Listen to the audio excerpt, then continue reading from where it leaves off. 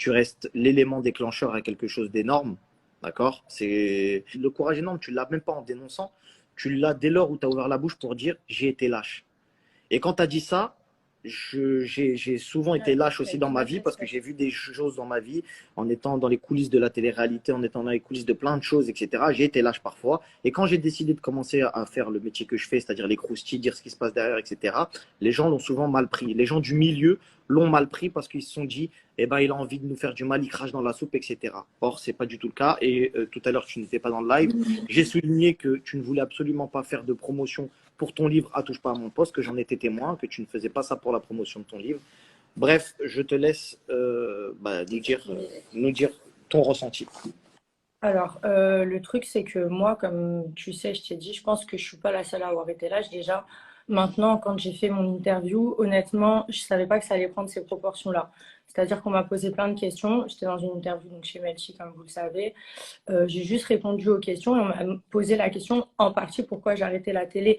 Il y a d'autres raisons, mais ça fait partie des raisons parce qu'il y a plein de choses qu'on ne sait pas, qui sont tues et des trucs sur lesquels on n'est pas protégé. En tant que femme, en tant que travailleuse, parce qu'il faut savoir que même si on vit des choses réelles, on travaille, donc on est censé avoir un cadre, on est censé avoir des gens dans les productions, dans les agences qui nous protègent, et c'est pas le cas.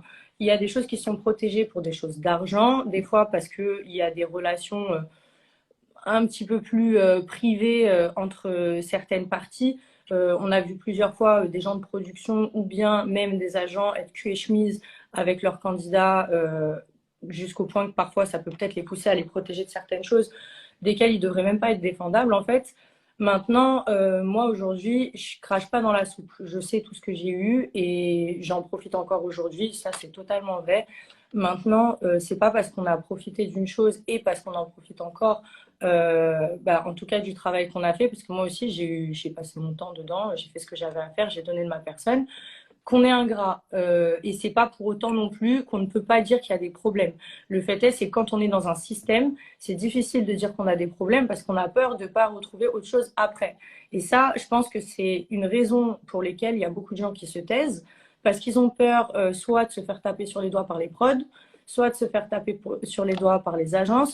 Moi, je vous donne un exemple. Quand je prenais des partis politiques, par exemple au niveau des Ouïghours, quand j'étais encore dans le système télé, je me faisais prendre des remarques du fait que c'était vachement politisé et que je ferais mieux de mettre d'autres choses sur mon Instagram.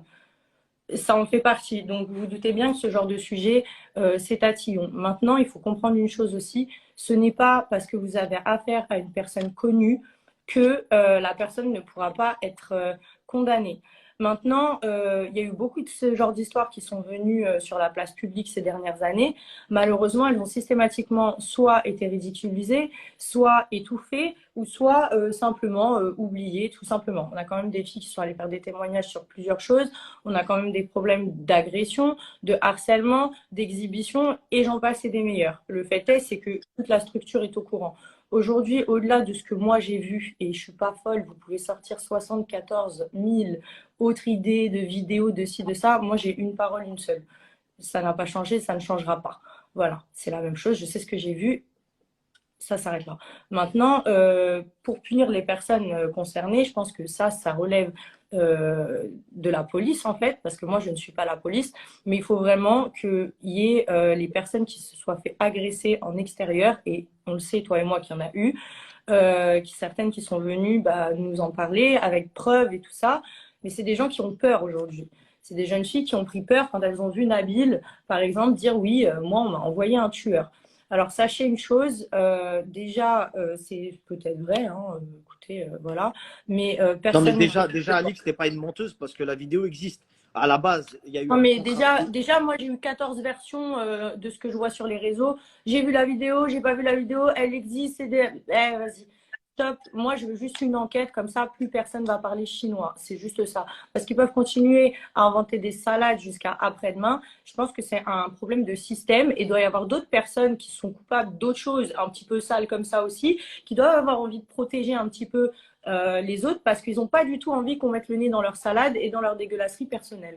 Maintenant, au bout d'un moment, on a quand même des gamines qui commencent la télé des fois à 18 ans, qui se retrouvent sur des plateaux télé. Si elles se retrouvent avec ce genre de dixa, je suis désolée, mais c'est pas bon. déjà le système télé, il y a un problème, on est pas mal à le dire, je suis désolée. Une fois qu'on a du recul, moi ça fait bientôt 2 ans que j'ai ma dernière émission, plus tu as du recul, plus tu te rends compte des choses graves que tu as vues, que tu as vécues et sur lesquelles tu t'es tue aussi. Donc, il faut comprendre ça. Il y a des problèmes partout. Maintenant, pour les filles qui ont eu le moins de problèmes, que ce soit dans cette histoire ou dans n'importe quelle histoire qui concerne un mec, connu ou pas connu, sachez que la notoriété et l'argent ne protègent pas. Ça protège pas. Ça protège que les gens qui pensent qu'ils vont être plus malins que la justice, qu'ils vont être plus malins que leurs victimes. Quand vous êtes victime, vous n'êtes pas coupable déjà, peu importe la situation dans laquelle vous êtes retrouvé en galère, peu importe si vous aviez envie, peu importe si au milieu vous avez commencé et en fait, bim, vous avez changé d'avis, on s'en fiche. Un non, c'est un non. Vous n'avez pas ni à vous sentir honteuse, ni à déménager, ni à vous cacher, ni à vous sentir sale, parce que c'est ces gens-là, les grosses merdes, et c'est eux qui doivent se sentir comme ça. Maintenant, quand on voit des gens connus à la télé qui sont adulés, ou dans un système où ils sont adulés, où ils ont des fans, où ils ont des gens qui prennent leur défense, forcément ça fait peur. On a peur aussi de parler parce qu'on se dit ça sert à quoi de parler parce que on l'aime et cette personne on l'aime et du coup ça va être difficile de prouver que je dis la vérité. On va me prendre pour une opportuniste. Je sais qu'il y en a plein qui se disent ça. Les filles, s'il vous plaît, arrêtez de penser comme ça. Même si vous vous inquiétez pour tout ce qui est avocat, sachez que dans ce genre de scandale, il y a des dizaines d'avocats qui se courent après pour représenter les victimes parce que déjà, ça leur fait leur notoriété. Et en plus de ça, parce que vous avez quand même des serveurs de biens aussi dans ce genre de corps de métier. Moi-même, je connais plusieurs avocats qui sont complètement concernés par cette situation et seront heureux de vous défendre sans rien vous demander. Et ne vous inquiétez pas de l'argent parce que si c'est l'argent qui vous fait peur, les avocats, ça les sauve pas non plus. Maintenant, il faut comprendre qu'il y a eu beaucoup de problèmes. Il y a beaucoup de choses qui sont protégées, comme je vous le dis, par la structure en elle-même. Ça, c'est ignoble parce qu'on a des gens qui sont mamans, papas, de filles aussi, de garçons aussi, hein, parce qu'il y a aussi des garçons qui ont des problèmes. Mais malheureusement, là, on parle d'un problème qui est quand même féminin. Et il faut vraiment pas que vous inquiétez et que faut que vous compreniez que là, les filles, entre guillemets, avec des pastilles bleues aussi, elles ont décidé de se réveiller, de se mettre de votre côté et de vous montrer que vous n'allez pas vous battre seul. Et on sera là pour vous aider et vous soutenir. Et le but, c'est pas de vous médiatiser. Donc, s'il vous plaît, trouvez la force, entourez-vous des bonnes personnes, des gens qui vous aiment, qui vont vous aider à être forte, et dirigez-vous vers un espace de police, portez plainte et envoyez votre plainte à qui de droit. Moi, je fais en sorte, je ne vais pas parler de ça sur les réseaux tous les jours parce que clairement, ça me casse les pieds et j'ai pas ces gens-là, genre vraiment, bref. Mais je fais pas mal de choses en silence et je vous jure que ça va pas en rester là. Le but est vraiment qu'il y ait tout le système même de justice française qui se rende compte qu'il se passe un truc de ouf là et que tout ce qu'on a pu voir ces dernières années, le mouvement MeToo, on a dénoncé des actes. C'est pareil, la télé, c'est aussi un monde où il y a des familles, où il y a des victimes et où il y a des choses qui sont cachées. Voilà, il faut que ça s'arrête en fait.